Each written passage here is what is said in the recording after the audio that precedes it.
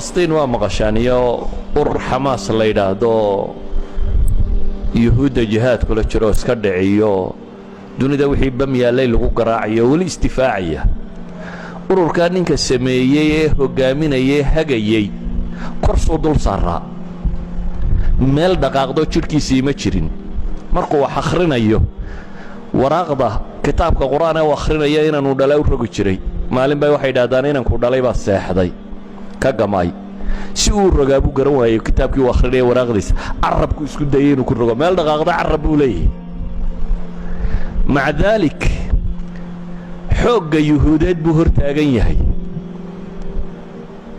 dhakhtarkiisa yidhi aad baad u tamar darraysa waxaad u baahan tahay nasiino dabeetana wuxuu yidhi may masaajidka ha laygeeyo ramadaan bay ahaydee waa caawa soo jeedayaaba waa cibaadaysanayaa soo jeeday isagoo kursiga lagu sidaa laga soo saaray masaajidka israa'iil kaa kursiga lagu siday intay u adkaysan weyday markii masaajidka laga soo saaray ayaa faantanimada cirka mara inta loo soo diraa gantaal lagu dhuftay yani ninkaasi hamuu siday jidhna intaasu ka yihi itaalkiisu waa carabkaa dhaqdhaqaaqaya caqligana wuu qabaa laakiin isma odhan muqcad baa tahay qof fadhiya baa taan waxba qaban karin isma lehee wuxuu u taagan yahay inuu diintiisa iyo ummaddiisa iyo dadkiisaba xoreeyo ummad dhan buu u ahaa maxay hoggaan ruuxiya oo hoggaaminaya حركات دن oo jihaad iyo isdifaac iyo wax iska rabaya dawlado dhan oo dunida waaweyn ba u adkaysan karila ninkaasi aan waxba qaban karin ee kursiga lagu jiidayo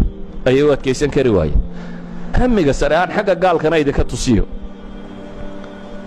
saynisyahanka maanta cilmiga fiisigiska dunida u caansan ee mulxidka ee kutubtan maanta caanka leh isna waa muqcid waa sida ninkaasi oo kale waa kursiga ugu sareeya Cambridge University kursigu Newton fadhiyi jiray waa ninkii fadhiyay dhawaan baa la siiyay taqaacud inuu ka fariisto waa Stephen Hawking waa nin Ingiriis ah oo isagoo 12 jir uu ku dhacay shalal oo jidhkoo dhami shalal qabo oo aan meelina dhaqaaqaynin codka mishiin baa ka soo saara waana theoretical physics-ka dunida ugu qiimaha badan le maanta ee la tilmaamo waa ninkan le maxay قضايات كان لقول المامو يعني ميلهن مدوي عركة لا شيء the black holes أركتيه دي سيء وحكو صابسن وأقوياهن كدنيا ده قامينية هذا الكمشين بقى صارة ميل دقائق سامتشرو مو يصورنين ورمقعد بات يعني مالنا ونولينه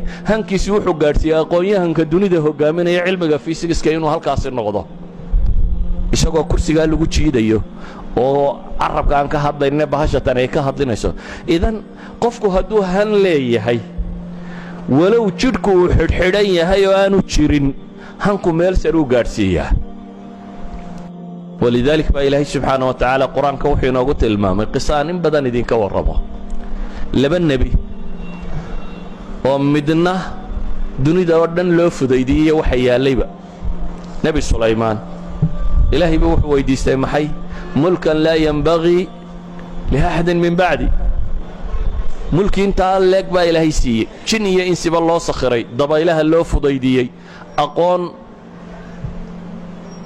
دولة دا انت لك إسلامي أبو مامولة يحكمي هنولها هو كاسي جنية إنسي بمامولة إلهي مركو سفيني وحكو سفيني محي نعم العبد إنه أواب إلهي وحكى له قرآن كوكو شيء النبي منزله ده إسنا قادي لكن إسنا تشيفه وسداد يتبان سنة تشيفي ولا جود التجي وطمري كذا ماتي ونوكا تشيفه لكن هنكي سوية هي مد ربي كحرنا عن دنيا وحفظ يا الله دمانه ومقنن إسنا بصبره هنكي سي يهمدي سي وحي قارسي سي إن إلهي وكسف أيه سجنا محي نفس التعبير نعم العبد إنه أواب إلهي سجنا كنت الماما ونبي أيوب إذا شركو يسقو حرحرا ووقفكو صرير تشيفه أيها هدو هنسر ليه هي ونقون كرام حي ونقون كرام بدميل سر وقارسيو ولذلك أيها الأحبة وحي لنا قفك هنكو يا همدا صريسة meelaan camalkaagu gaadhin bay xataa ku gaadhsiin kartaa aakhiro. nebigu calayhi salaatu wasalaam wuxuu xadiidkeena u tilmaamayay man hama bixasanatin falam yacmalha katabaha allahu cindahu xasanatan kaamila. ninka wanaag ku hamiya ee xataa aanay u suurtogelin inuu qabto ilaahay wuxuu u qoraa maxay? xasana kaamila baa la yidhi. wuxuu nebigu leeyay calayhi salaatu wasalaam man sa'ala allaha shahaadata bisidq ballagahu allahu manaazila shuhadaa wain maata calaa firaashi. ninka ilaahay si dhaba u weydiista shahaada inuu jahaatamo oo shahaado hankiisu halkaasuu jooga. ballagahu allahu manaazila shuhadaa wain maata calaa firaashi. ilaahay subxaanaه wa tacaala wuxuu gaadhsiiyaa manaasisha shuhadada xataa ha ku geeriyoodana maxay? furaashkiisa korkiisana ha ku geeriyoode. bale nebigu calayhi الsalaaةu wasalaam wuxuu inoo tilmaamayey ina biاlmadiinata larijaala maa sirtum masiira walaa qaطactum waadiya ilaa kaanuu macakum. madiine rag baa joogay buu nebigu yidhi qaswatu tabuuk markii loo baxay ee la qabtay dagaalkaasi. waxay ahayd wakhti samara xagaaya oo kulul, wakhtigan dee sacuudigu kontonka iyo wax gaadhaan. dhanka kale marka loo eegana waa wakhtiga ugu barwaaqo badan dee khaliijka oo wakhtiga timirtu u bislaato. dagaalkaasi wixii uu nebigu kaxayn karayuu kaxeeyey. saxaabaa u timi rabtay inay raacdo, laakiin wax la fuulo aan haysan lamana lugayn karo oo wakhtiga kan dee temberaturku muddo fogna waa la soconayey. temberaturkuna 50 digrii buu marayaa. meel cidi lugayn karta ma jirta. qofku waa inu wax saarraadaa, waa in wax laka koox saxaabada ka mid u waayey nebigu wuxuu saaro. qur-aanku waa ka inoo tilmaamaya iyagoo ilmaynaya inay noqodeen xasanan, iyagoo ka murugaysan inay nebiga raaci kari waayeen. hammigoodu wuxuu ahaa inay jihaatamaan. miinis kastoo ay samayn karayeenna way isku dayeen, bale waa u ooyeen calalaqal in la qaadana waxba waa ka suurtoobi weyde. laakiin nebi moxamed wuxuu ku tilmaamaya calayhi salaatu wasalaam markuu soo noqday ee uu soo socduu saxaabadii la socotay wuxuu ku yidhi magaalada madiine rag baa jooga aydan socod soconnin ama dooxo waadi aydan ka tallaabin ilaa iyo way idinla socdeen. xabasahum alcudur buu nebigu yidhi, aw xabasahum almarad fii bacdi riwaayaat. yacni hammigoodu iyo niyaddooda xaggan gaadhsiisnayd. bale nebigu calayhi salaatu wasalaam wuxuu ku tilmaamay ninkii hijrada u xidhxidhay ee dabeetana dhexda ku geeriyooday qad awqaca allaahu ajrahu calaa qadri niyatihi buu nebigu yidhi. ilaahay ajarkiisa wuxuu dhigay niyadiisu halkay gaadhsiisnayd. bale nebigu calayhi salaatu wasalaam wuxuu inoo tilmaamayaa dadka badh maa min imri'in takuunu lahu salaatun bilaylin fagalabahu calayha nawmun ilaa kutiba lahu ajru salaatih wa kaana nawmuhu sadaqatan calayh. nebigu wuxuu leeyay ma jiro qof habeenkii laazimi jiray inuu salaatu leylkiisa tukado aan marnaba ka seexan jirin, laakiin ay habeen hurdadu la tagtay oo ishu ka xoog badisay, ka ajarkii waa loo qorayaa buu nebigu leeyay calayhi salaatu wasalaam. hurdadiisuna sadaqa ilaahay siiyey bay ku ahayd. weliba waa asxaabu alhimam alcaaliya, waa dad han leh, han waxqabad leh. waa dad hiigsi leh, hiigsi waxqabad leh. waa dad hir u muuqdo oo socodka aan gabina socda, laakiin mararka qaarkood ayay awooddu xakamaysaa. xataa hadday awooddu xakamayso cinda allaahi ajarka waa leeyihin baa uu nebigu tilmaamaya. hanku wuxuu tilmaamayaa bini aadamku dadka badh baa uu nebigu ku tilmaamayaa hankiisu loolanka ku gala aakhiro. ilaahay qur-aankan wuxuu inoo tilmaamayaa maxay? wasaabiquu ilaa makfiratin min rabbikum, saaricuu ilaa makfiratin min rabbikum. saaricuu iyo saabiquu baa ilaahay waa yidhi.